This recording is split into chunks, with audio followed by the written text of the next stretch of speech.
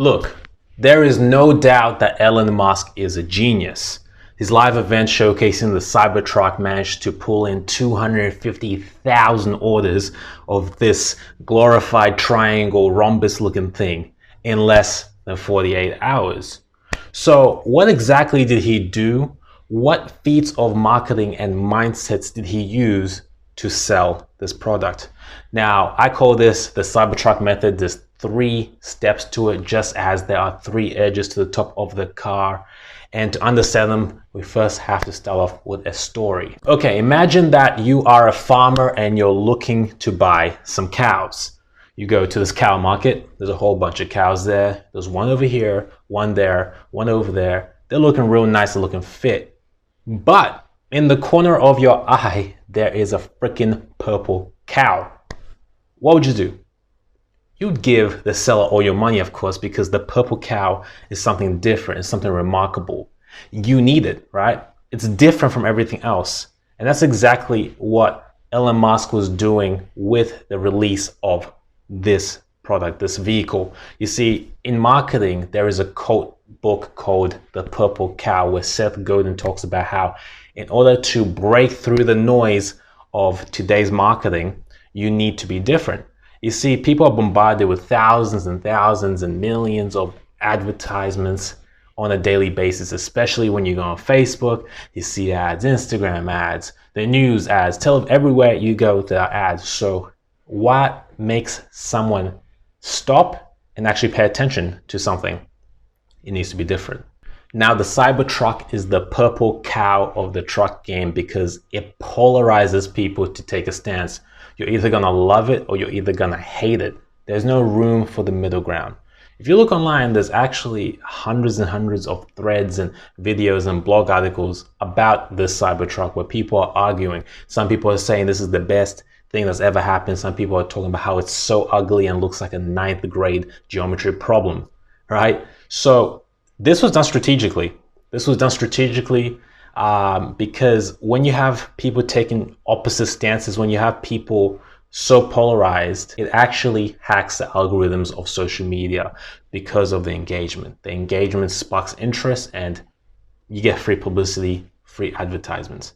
Now, my girlfriend is a gun at writing resumes. Whenever she writes a resume, like almost 9 times out of 10, she gets a call for a job interview. Now, why is that?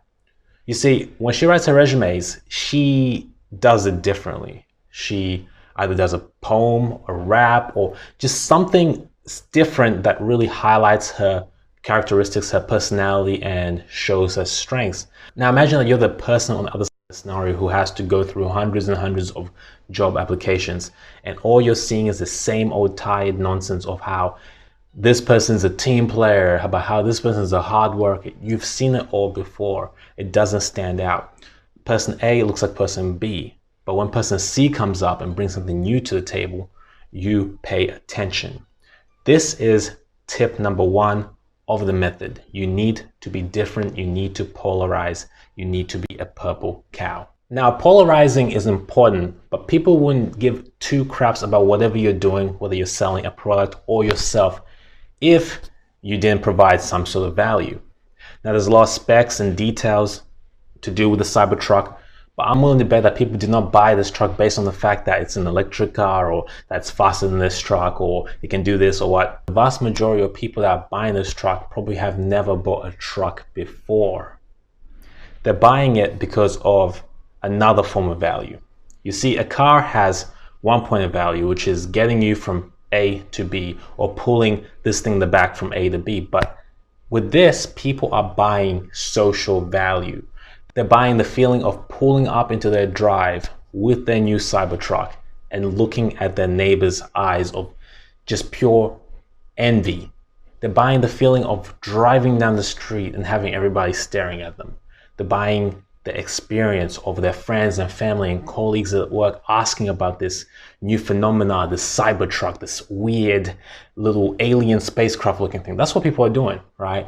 That's the primary reason people want this.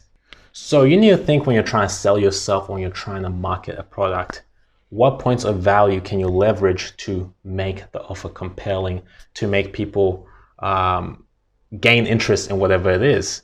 Now, you have to understand there's different layers. As we mentioned before, there's the very obvious form of value that people tend to market based on, and there's underlying forms of value. Imagine you're at a job interview.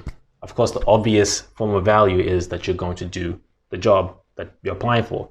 But the underlying forms of value could be perhaps your humor, your personality that lights up the room, or the fact that you're a quick thinker and you can come up with fast and effective solutions by yourself independently.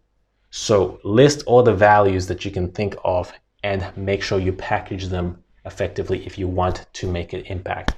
And keep in mind, sometimes the most important values are not the most obvious values.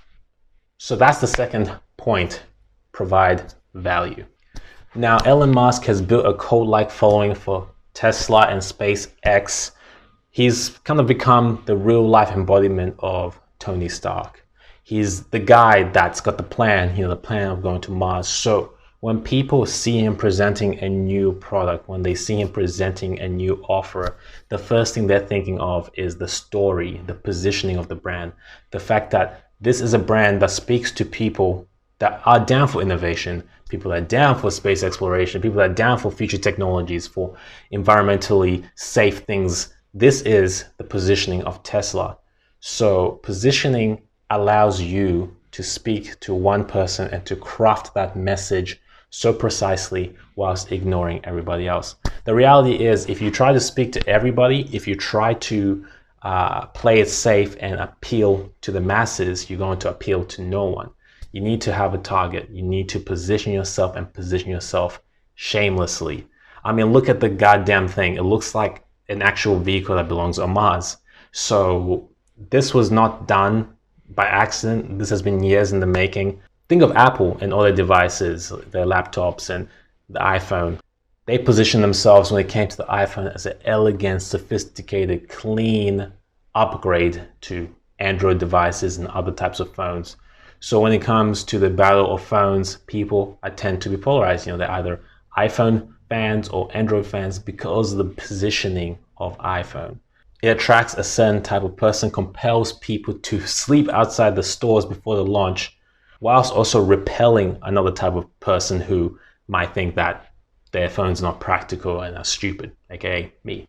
That is the third reason as to why the Cybertruck's launch was such a success. If you want to successfully position yourself as something exciting and amazing, you need to be a purple cow, you need to provide value, and also have expert positioning. And that is why the Cybertruck was successful.